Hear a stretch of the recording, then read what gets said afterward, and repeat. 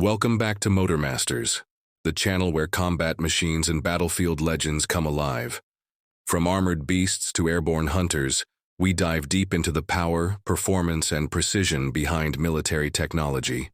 If you haven't already, hit that subscribe button, because today we're going inside the cockpit of one of the U.S. Army's most trusted scout helicopters, the OH-58 Kiowa. The OH-58 Kiowa may not be the biggest or the most heavily armed helicopter in the sky, but when it comes to battlefield intelligence, speed, and reliability, this aircraft has earned its reputation as an unshakable workhorse. Developed by Bell Helicopter in the 1960s, the Kiowa has served in nearly every major U.S. military conflict from Vietnam to Iraq and Afghanistan. The story begins with the Army's need for a light observation helicopter, one that could support troops from above, scout terrain, and direct artillery or airstrikes.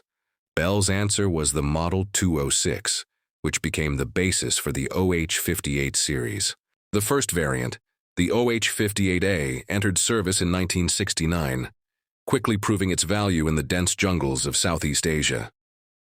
What makes the Kiowa special is its simplicity and adaptability. It's compact, fast, and quiet.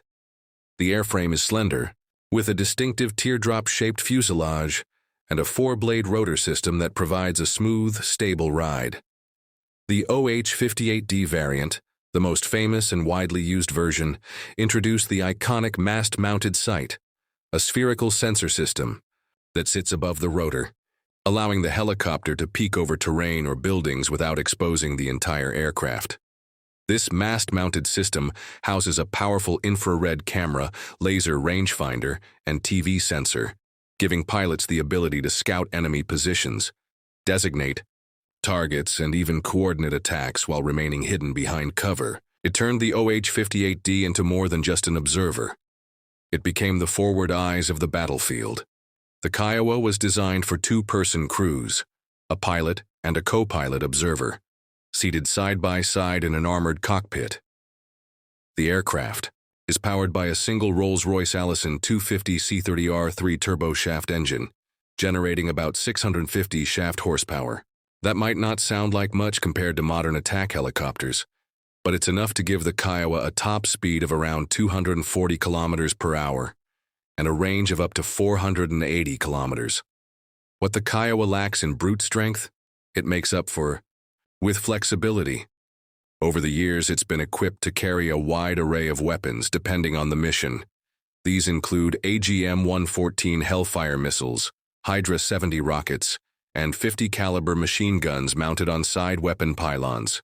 While not a full attack helicopter, the Kiowa could still engage light armor, fortified positions, and personnel when necessary, especially in support of ground troops or during rapid response situations.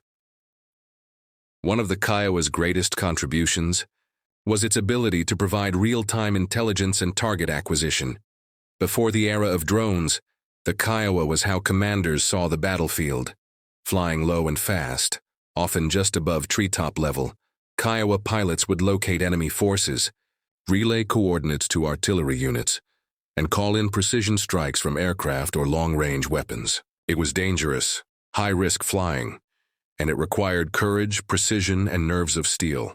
The OH-58 played a vital role in multiple operations, including Operation Desert Storm, where it helped direct coalition fire on Iraqi armor.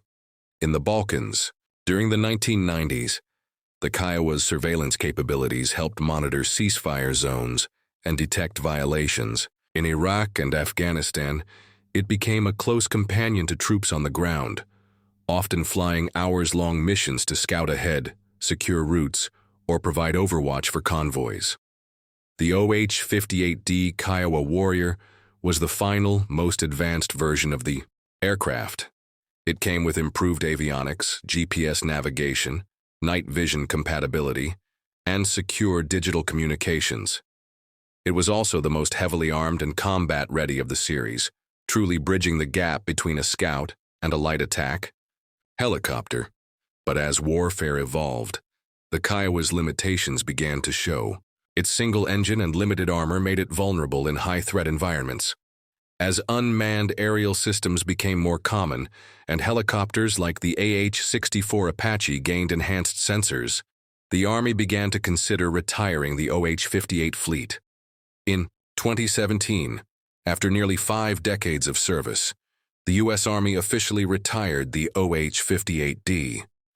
But that wasn't the end of the road. Many Kiowas found second lives with allied nations like Greece, Croatia, and Tunisia, who continue to use them for reconnaissance, border patrol, and light attack missions. Their durability, low cost, and ease of maintenance make them attractive to militaries worldwide. Today, the Kiowa spirit lives on in the tactics it pioneered. The idea of armed reconnaissance, using a fast, agile aircraft to detect and guide battlefield operations, laid the foundation for modern manned-unmanned teaming. In fact, some Kiowas were used to test early integration with drones, sharing data, and coordinating missions long before such technology became standard. The OH-58 Kiowa isn't just a helicopter, it's a legacy, a testament to how a lightweight aircraft in the hands of skilled pilots could turn the tide of battle and save lives. It didn't rely on brute strength, but rather on speed, agility, and precision. And for decades, soldiers on the ground knew that when the Kiowa circled overhead, help wasn't far away. Thanks for watching Motor Masters, where machines tell their story through power, performance, and history. If you enjoyed this deep dive into the legendary OH-58 Kiowa, hit like, subscribe, and let us know in the comments what military marvel you want us to explore next. This is Motor Masters, and we'll see you on the next mission.